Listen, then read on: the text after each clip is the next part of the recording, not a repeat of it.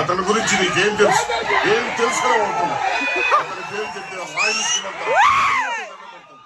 పేదలు అతని దైవంగా కొలుస్తారు.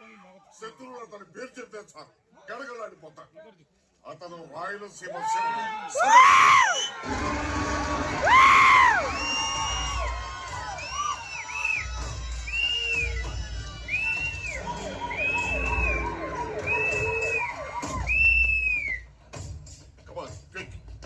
చెన్నై నుండి ముంబై బయలులో బయలుదేరిన తన కొడుకు స్వాగతం పలకడానికి నరసింహారెడ్డి తన అంచెలతో వస్తున్నాడు. అదే ట్రైన్లో తన కూతురు ఎక్కించి ముంబై మీదుగా లండన్ పంపడానికి వీరరాఘవరెడ్డి తన అంచెలతో వస్తున్నాడు. అవసరమైతే అరగంట ట్రైన్ ఆపుతామని చెప్పు. ఆ ముఠా ఆ గేట్ కూడా బయటకు వెళ్ళిపోగానే ఈ ముఠాని ఈ గేట్ కూడా లోపల.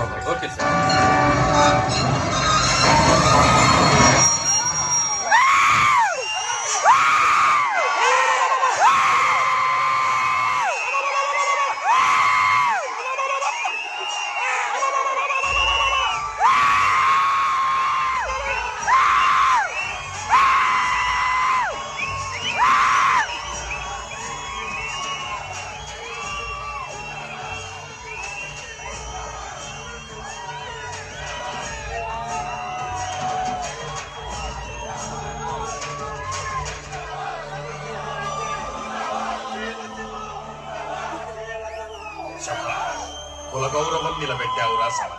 నా ఒంట్లో ఉన్నది మీరిచ్చిన సీమను గాకలేస్తే ఆహారం తినదు, పౌరుషాన్ని తింటుంది. శభాష్. వాసు ఏడి ఇక్కడే ఉన్న